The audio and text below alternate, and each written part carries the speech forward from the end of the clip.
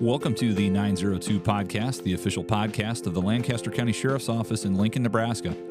I'm Captain Vik, and I want to thank you for listening. This podcast will give you an inside look at LSO with topics and guests to discuss public safety issues impacting Lancaster County. Be sure to subscribe for highlights on news, cases, and the people working for you at LSO. You can also follow us across social media at LSO Nebraska on Facebook, X, Instagram, TikTok, and YouTube. We're in studio today for the 902 podcast. Sheriff Wagner, Chief Deputy Houchin are here in the house. Good afternoon. Happy Friday. Yes. We get, I don't know, if I had $1 for every phone call that I got asking to, talk to the jail, there's so many people that are surprised that the sheriff's office doesn't have a jail. That's primarily because throughout the state it is operated by the sheriff. There's only like 5 counties. I think throughout the nation it's predominantly like that. It is, yes. Somewhat rare, but nobody better to talk to about it than the Lancaster County Corrections Director, Brad Johnson. Happy Friday. Hey, thanks for being here. We appreciate you spending some time. Sure. We're going to dive into how corrections looks in Lancaster County today. But before we do that, let's hear a little bit about you. So where are you from? I was actually born, raised in Lincoln, Nebraska. Okay. So lived south side of town there in a neighborhood off of 40th and Highway 2, actually. Went to Southeast High School. Oh, gosh, I had high hopes for you until you said that. Sorry. I'm married an East girl, so we managed to mold those two together, and went to the University of Nebraska here in Lincoln, got a criminal justice degree, and then eventually I acquired a master's degree in public administration through UNO. So what was it about corrections that stuck for you? Or when did you get on the corrections route? Was that the first thing out of college, or? I graduated with the undergraduate degree in 91. Mm-hmm. Started as an on-call correctional officer in 92.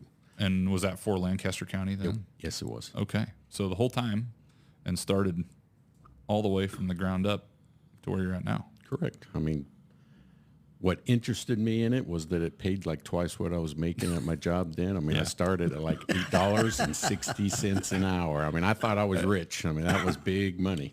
We had a retirement, and the sheriff will always pull out personnel files for people's retirement. And I think was it Jim? Yeah, he was making $9.49 an hour when he started in 91. Yep.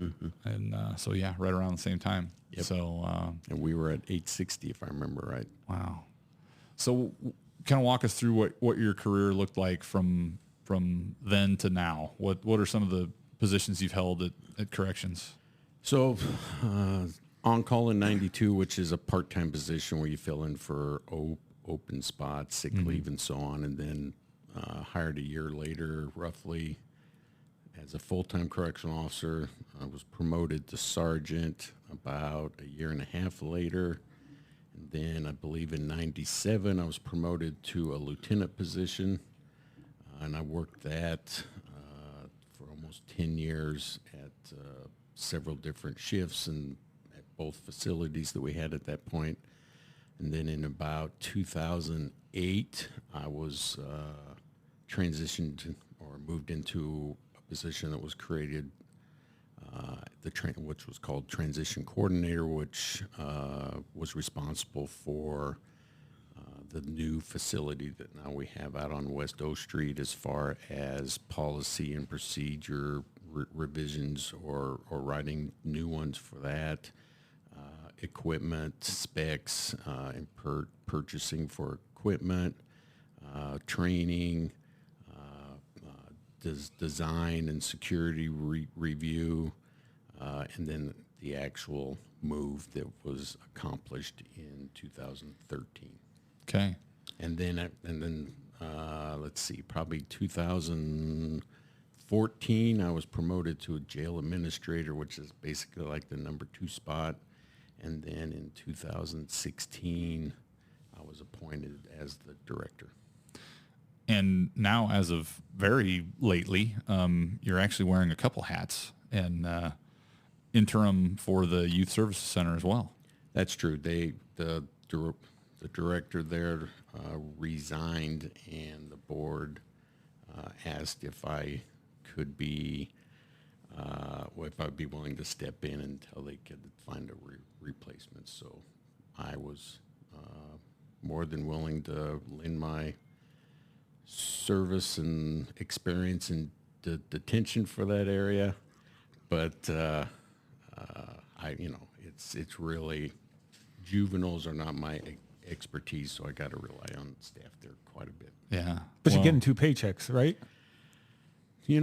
That was never brought up, Oh. so I'm just doing it out of the kindness of my heart and to serve this community. There you And go. Well, speaking of the kindness of your heart with all of your spare time between those, we're just very appreciative that you're here today to talk with us about all things corrections. So perfect. Let's back up a little bit, all the way from our new facility, which, it's not exactly new anymore, but if we go all the way back to the beginning, and we talked about this on our facilities episode last week, but when we went back to the archives, the first masonry permanent jail in Lancaster County was 10th and K Street, or right here on this campus, on this corner, northwest corner, and that was in 1874.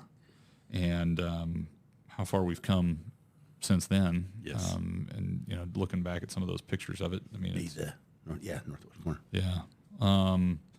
So, But that jail lasted, if you think about it, almost 100 years. 1874 to 1968. Wow, that's a long time. Yeah. So in 1968, they moved the jail into what is now our Justice and Law Enforcement Center, but at the time was The County City Building. County City Building. So, Sheriff, talk us through what that looked like then. Well, I don't know what precipitated the shift in authority from city to county, or from county to city, because the county had always run the jail. I know Sheriff Carnop lived above that jail on the corner over here. Okay. His wife Gertrude was the matron for female prisoners and cooked for the inmates and did laundry. And like, just for perspective, I mean, Charles Starkweather, for Charles example, Starkweather would have been he would have been in that. held in that Yes, facility. yep. Okay. And the pictures that you see with Starkweather being walked to court was being walked from that jail over the, 50 feet or 75 feet from that jail to the courthouse, which was in the center of the block. Yeah. So they weren't connected. Okay. But anyway, in 1968, the city took over the operations of the jail, and it was this building was divided into the north half being the city, the south half being the county, and so the jail was part of LPD's operations. They had a sergeant that was the booking sergeant down there, and so when we arrested people, we took them into that facility to be housed. So that lasted until the late 70s. And I'm not really sure, like I said, I'm not sure what transpired that switched. Well, part of it, I guess, is that this LPD was out of space next door, and they were going to occupy the building at 233 South 10th Street, the old gas department building. And I think they didn't want the jail then, because they were going to have people.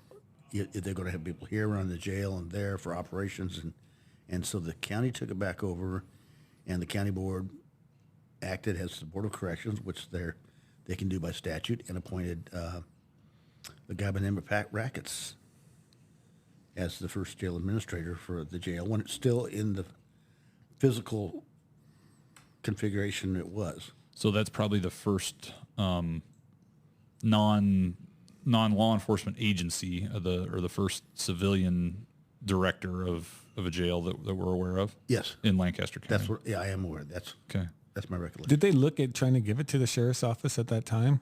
I don't know. I was just a deputy sheriff, certainly not involved in those kinds of discussions. But I don't know what. how that all transpired. And we were talking just before we came on air that maybe there was swap with the landfill or something around that time. Legend, maybe. I don't That know. was information that I had gotten at one point, but I don't know how accurate that was. You mean when that was built, or when? No, when the city had it, that decision was made at that point that the county would take the jail and the city would assume responsibility for But the I didn't landfill. think- But I don't. That's just. Well, if anybody knows that's listening, lso@lancaster.ne.gov. We'd love to hear your feedback because Yeah. curious minds want to know. And, we talked earlier that we're one of, 4 or 5 counties in the state that the sheriff doesn't run the jail. Yes. And I don't know the statute number, but there's a statute that allows for counties of a certain population threshold to act as a board of corrections and hire a jail administrator. And so I know Douglas has, Lancaster has, Sarpy. Paul Sarpy has, County. Sarpy has now. Yep. Hall And County. I think Scottsbluff County has. Scottsbluff does too. Yes. So there's yeah.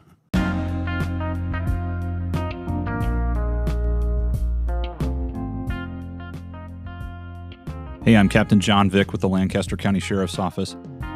When it comes to your career, don't settle for good enough. Don't settle for ordinary. We won't either. Be different, be better, be exceptional. Start your future today at joinlso.com.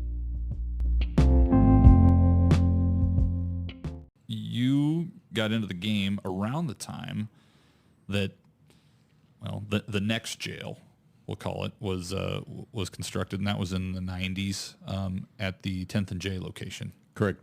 That facility, I believe, came online in June of '91. Okay. And that was designed as a, I guess, similar footprint to this building. So it was a multi-story jail, had some different pods kind of on, kind of surrounding a central area. And at some point when you talked about the transition, you were kind of outgrowing that facility. Yes. So you would have spent, though, a good chunk of like the line level portion of your career where you're doing corrections officer work in that facility. So probably Between that facility, we also had a minimum security facility that we called LCF, which was out in Air Park. Yes. So Right. it was kind of our I'd forgotten about that. Yeah. Yeah. our work release and minimum security facility was out there. So, and I worked both those facilities. okay, and just different classifications then for Correct. for prisoners at each place. Yes. Okay. So what would have been about the total population, both work release and here together? What would have been the total population of the facility? Well, the capacity of the buildings, the 605 building, Right. I believe that capacity was 234, and the LCF facility was around 136. But, we began to exceed those numbers quite dramatically by, the early 2000s. The 605 building, though, the way that was constructed, you see lately there have been some major escapes in the Other places. other in the places, country. and that one always just seems so secure. Once you got them into that sally point and got them out, there was just no place for them to go. Yeah, no, it was well designed, and I mean we had a few folks make some attempts, but they never got very far with it. Right. So you did start to outgrow that facility, and then that's when planning started for what we know as the current adult detention facility. So what was some of the behind the scenes process there? I know there were some consultants that were involved and some projections on size.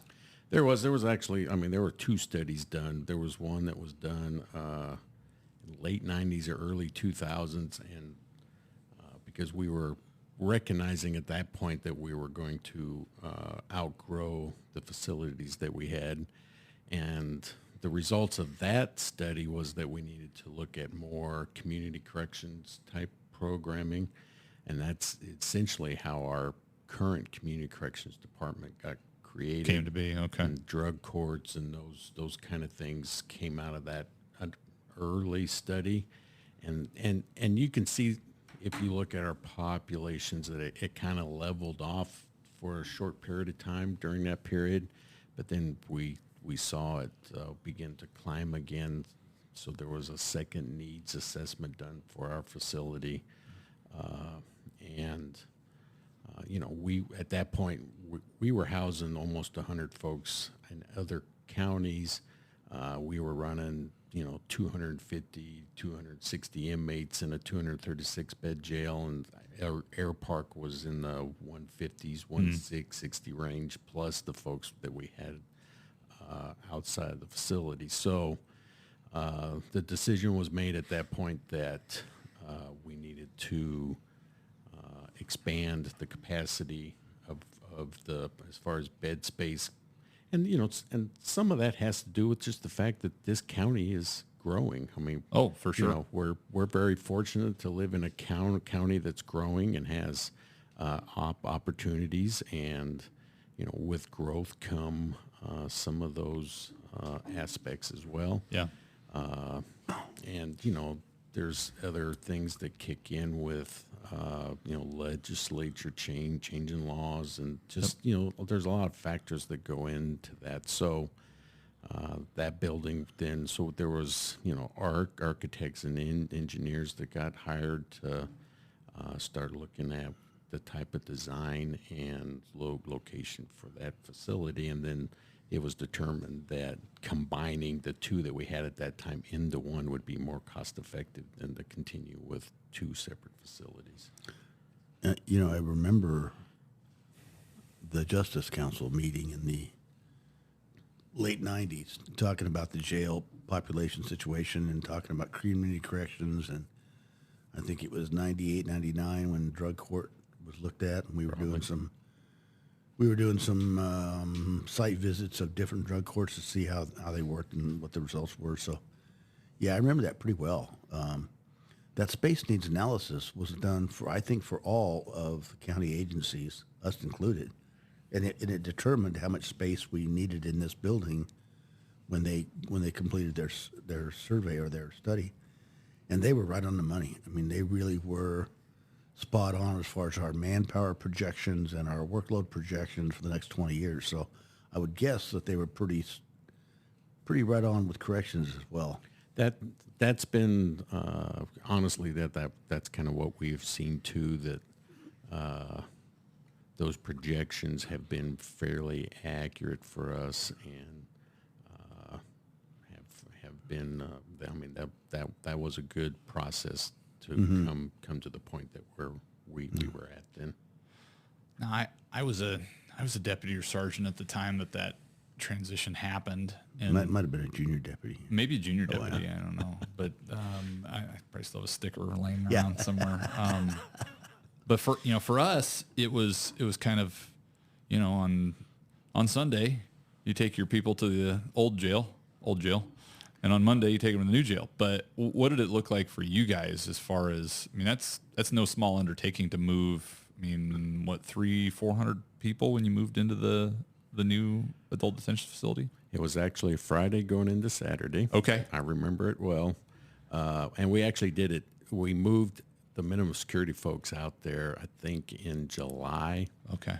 Because to help us with the different labor stuff and to get the kitchen going. And so they were out there in July. We moved the 605 building, actually moved on September 17th. So Sunday was 10 years. Okay. And yeah, it was, you guys were a vital part of that. We had you provided the security. And actually, I think the State Patrol even had the helicopter up for us. I do remember doing some of those escorts, yeah. And we used Star Trans buses. City buses, to actually do the move. And it went real smooth.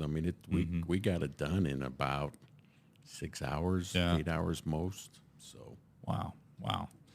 Well, let's talk specifically about your current facility. So, how are your pods and classification laid out there? What's your current layout? So that facility has 786 beds in it. So that's our capacity. Our operational capacity right now is about 665-ish.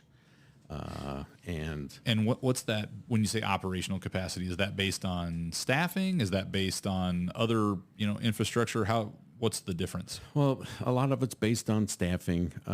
Some of it is based on you got to remember that I say 786 beds. So everybody thinks that's just one big box that has 786 little spaces in it, but it's all divided up into smaller areas. So we have a special management area, which is a place for folks who can't be in a general population housing area, protective custody, administrative segregation. We have a disciplinary area in there. And then we also have a special needs unit for folks with, some mental health issues or behavioral disabilities. And those spaces really need to come out of that 786 because I can't classify you there. I mean, if we, in an ideal world, those beds would never get used, right? Everybody would, follow the rules and behave in a way that they could be in general population. So they count as bed space, but in an ideal world, we try not to use them anymore, and we have to. So okay. So that's so that kind of brings us down to that 665 number. Okay. But there's always folks in there. It's just it's a jail, and that's part of that business for us. So we have 6 direct supervision units, which are 64 beds apiece. And those are broke down into different classifications from, max down to medium security. And those are staffed 24 hours a day, 7 days a week. So there is a correctional officer that is placed into that on their shift, and they have direct contact and interact with the individuals who are housed there. We have 12 minimum security, and those are dorms, and those hold 24 individuals each. So there's 12 bunk beds in there. It's more of a dorm style where they don't get, they're not locked into a cell overnight or during certain periods. And is that more your kind of obviously low security, lower risk work release type of? Right. Those individuals get classified to minimum security. So there's work release. There's those are our folks that help us out in the kitchen and do janitorial stuff and laundry and so on. So we have folks that go out in the summertime and pick trash up off the county roads. We go out to the county fair and the event center and help set up out there. So that's kind of our workforce to a degree comes out of that area. Okay. So what does a shift look like for a Lancaster County Corrections officer? So in one of those, maybe not the dorms, but the pods. So how long is a shift, or you said you're in there in direct supervision. So what does that look like? So that your shift is going to start off. I mean, the first thing you're going to do is count. So we do counts twice a shift. So you're going to get a pass down from the officer that was in there before you. Here's what happened today. These 2 folks had a little bit of tension, but things are going better, or whatever. I'm going to do my count, and then those individuals are let out of their cells, and there's different activities that they can be involved with. There's a yard that's associated with each one, and there's just a lot of there's a lot of things that go on there. We got med pads, we got laundries that we got to get done. We got to serve meals. There's mail that gets passed in and out. Everything that happens at your house happens in this housing unit, and we are responsible for making sure that all gets done. So there's just a lot of activity and responsibility to make sure that the various aspects of most people's lives occurs there. You mentioned mail. What does that look like in 2023? There's obviously still the paper snail mail that inmates get, but do they have access to email or any sort of like digital communication stuff now? We actually they do have tablets now, so personal mail actually gets scanned at a different location. Oh. And then they have access to viewing that on the tablets. Okay. And quite honest, that was done for contraband reasons. Other facilities and even ours had incidences of personal mail being having K2 and different drugs applied to the paper. Mm-hmm. Legal mail still comes to us, but we open the letter in front of them so that they know that we didn't read it. That mail is then copied. They get the copy, and then we shred the original document. Okay. I was looking at your website, and you mentioned previously when we were talking about direct supervision. So what does direct supervision mean for the people that maybe don't have a corrections background? It was broken into, a couple different pieces on the website. Well, jail designs have evolved over the years.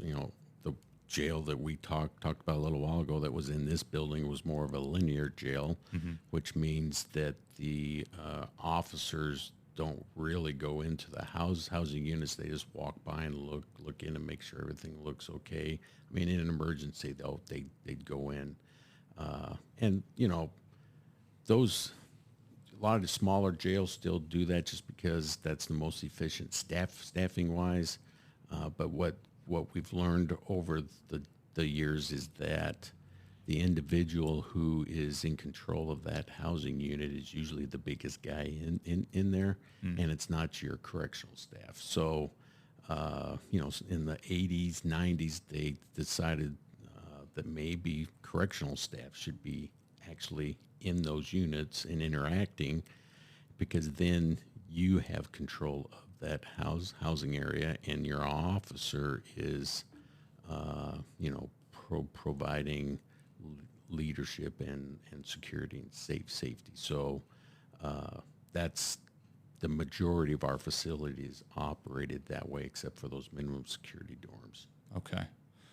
One of the things that was talked about on the website, aside from the physical design, is you called it behavior management methods.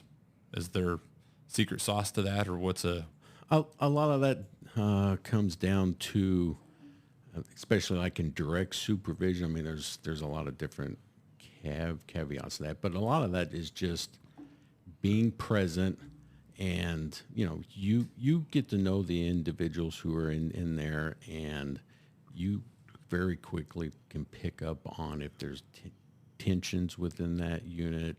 Are folks kind of gathering in one area? So really most of it is just interpersonal skills, mm-hmm. Being respectful and professional, and interacting with that group, and trying to intervene and resolve problems before they get too far out of control. I mean, it sounds to me almost kind of like a community policing model is what we would view it. That's exactly what it is. It's just inside the walls instead of out on the street. Right. Makes sense. You guys also have a lot of programs that you have there, as far as education programs and library time and things. So what does that look like for an inmate in modern days? That the pandemic really put a crunch on that. We had to stop a lot of that. We are now trying to rebuild as much of that as we can. But we help folks earn their GED. We help folks acquire food handlers permits and so forth, so that they have our ability to maybe go out and find employment when they get out. Mm-hmm. We do the typical AA and NA. Anger management. We do, we had volunteers come in that would do book clubs and stuff. We initiated not too long ago in-house drug treatment program to try and, while I have a captured audience, let's see if we can work on some of these other issues as well. So. Well, and I suppose if we're doing it right, I mean, the whole idea is to drive down recidivism and hopefully not have that person back in the jail again, because I'm sure there's a formula for, how much it costs to house a prisoner per day. Yeah, we're probably around $125, $130 a day at this point. Okay, and so you take that times the capacity, and that can add up. It adds up pretty quick. So that adds up to my annual budget. Right. What it does. So okay, and we're in the process of actually trying to hire an administrator we're going to start doing more release planning and trying to help folks get started on the right foot as well. So that's something else that we'll be initiating here pretty soon. You're going to teach them not to commit crimes? Is that what you're going to teach them? That will be part of that re-entry, Terry. Okay, Yes. okay. I think the sheriff's volunteering. I think there'd be a group, like a group speaker, maybe. Yeah. Let's transition now a little bit away from the inmates themselves, but let's talk about your staff and your people that work there. So, I take it you don't do this all by yourself. You probably have a small army of people that make the world go round in the Lancaster County Jail. We do. We have approximately 225, 230 staff that work out there. I'm budgeted for 154 correctional officers. Right now, I think I have 136 on staff. Mm-hmm. And then we have, sergeants and lieutenants. We do our own maintenance. I have programming staff, and we contract our medical. We contract our food service and the commissary. So yeah, and then there's a small administrative group as well. So no, the success of our department is really, the day-to-day folks who come in, they put on that uniform and do the best that they can for us. And absolutely, I get to enjoy, the praise and the accolades for a lot of that work. So there's, I can't tell you how important the team is. Well, we're certainly, I'm speaking for deputies on the street here, but we're certainly happy to see their faces on the other side of that door when, we're bringing somebody in late at night alone a lot of times, and your staff's always very professional and helpful and friendly faces to see, when we're dropping somebody off. And that's what the expectation is, and they live up to that on a daily basis. So. Yeah. Well, they're meeting their people at their worst, especially at that bookend time. And boy, they could be under the influence of alcohol and the influence of drugs and or both. And yeah, it takes a special person to be able to go in there and deal with that and be professional and do what needs to be done. Yeah, and I think that's a critical point. Is for the most part, especially when we are dealing with them when they're in crisis, and it takes a lot of patience and certain skill sets to deal with that day in and day out. And we don't always get it right. Don't get. I mean, we make mistakes and people do things that they shouldn't. But for the almost nearly all the time, folks leave there better than when they came in. Mm-hmm. What kind of training goes into being a correctional officer? We do. Originally, there's a 2-week orientation training.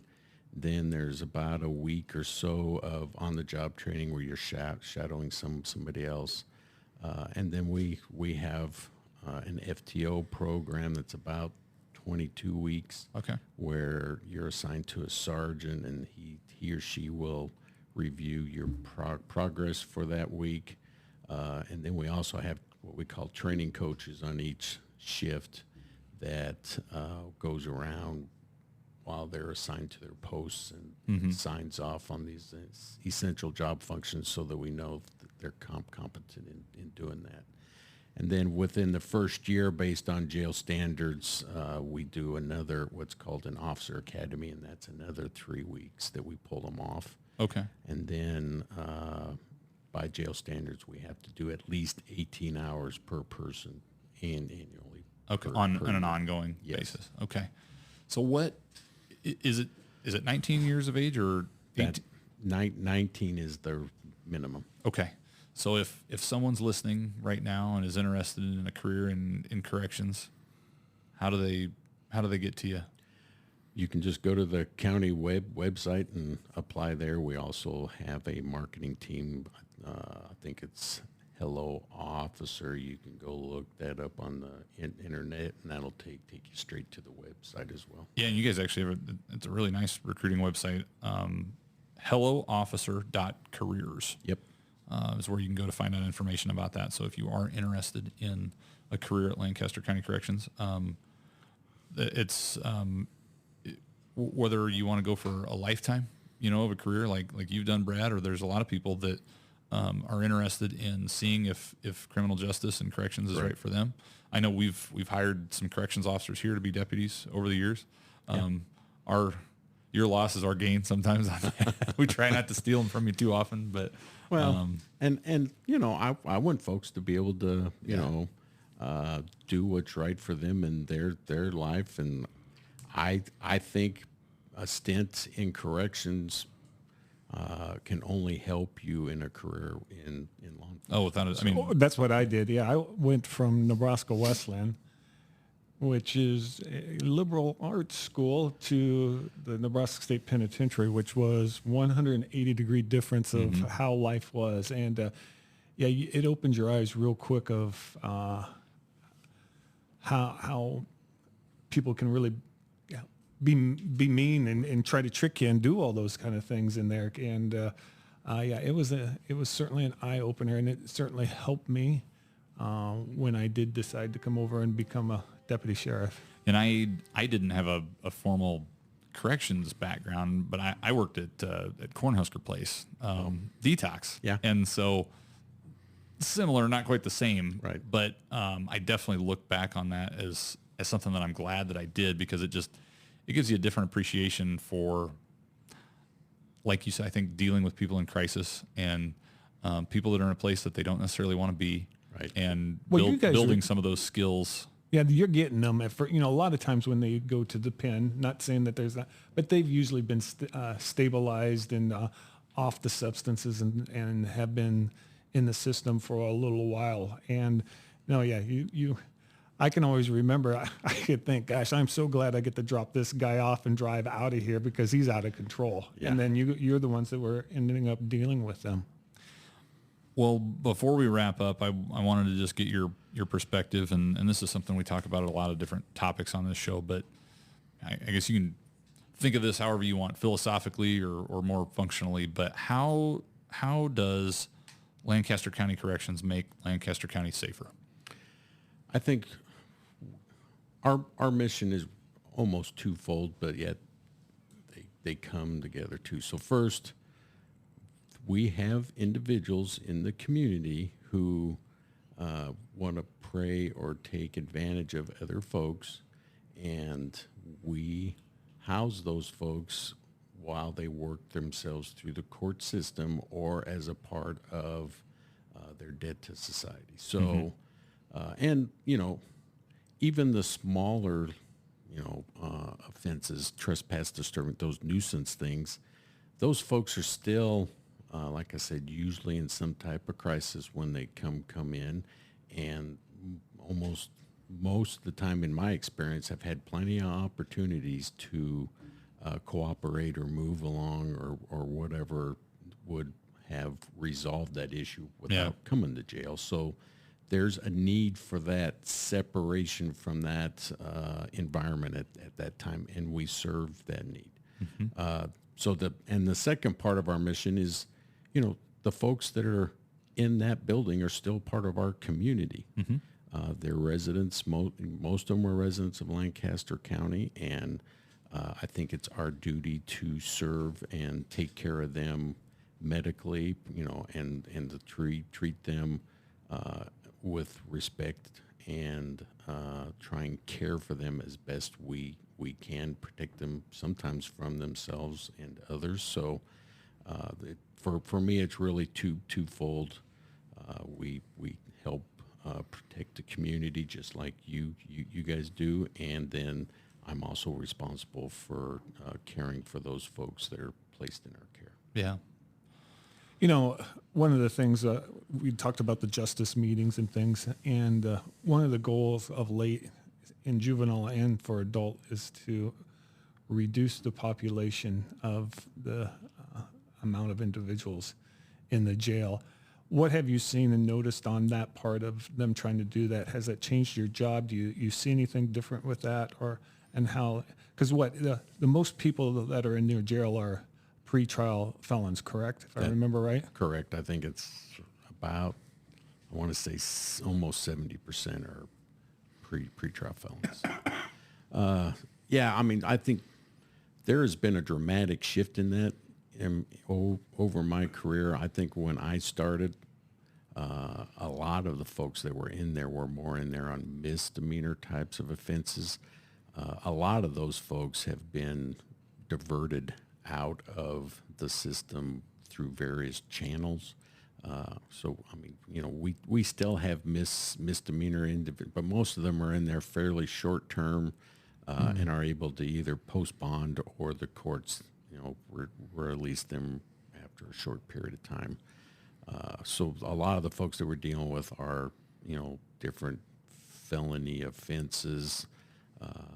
And some of them are, I mean, a lot of them are pretty serious. Violent, yes. Yeah, I looked the other day, not too long ago, and there was like 11 of them on murder cases, and then, you know, weapons charges and sexual assaults and all that, all the way down to, you know, possession of controlled substance. That's a big issue in, you know, nearly every community. So I think we do a pretty good job in that bin, really, of trying to incarcerate the right individuals. Sometimes it might take us a little while to figure that out, but there's always room for improvement. So I'd really like to see another assessment done in that regard to see if there's something that we're missing there.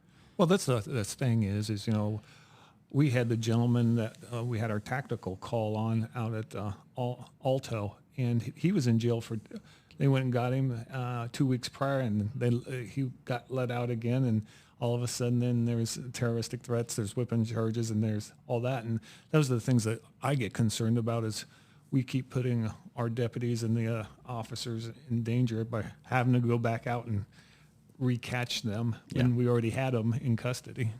Yeah, and Brad, you know, back to your original point on your mission. At the end of the day, that is there are some people, depending on where they're at in their life or just the choices that they've made, that our society needs a place for those people to go for a time at least, and so it's certainly a critical function that your agency has within Lincoln and Lancaster County, and we're certainly glad that you're there. Before we let you go, what's the future look like for Lancaster County Corrections? Anything on the horizon or down the road? We're in the process of trying to do another needs assessment for the county. We want to look at the entire criminal justice system and all the stakeholders, and, you know, take a good hard look at any new information that may be available regarding that, and see if there's anything we can do to mitigate those numbers at our current facility. We're probably going to need to talk about some mental health housing and medical housing.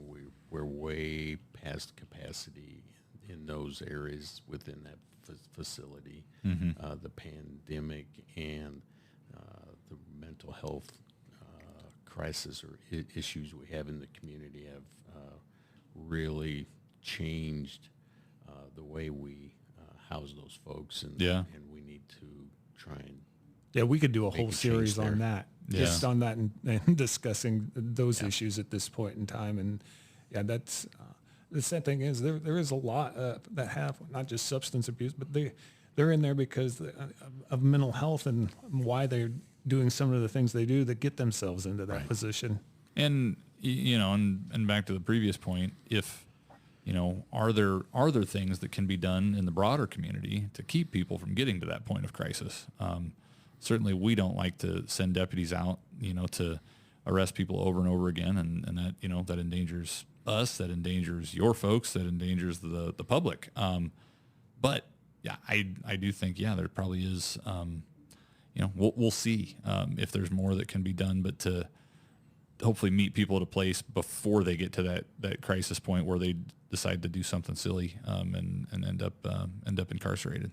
That is always our desire, but I think I'm just kind of a realist, and there's always going to be the need for those individuals within our facility, and we need to do the best we can to make sure we're meeting those needs.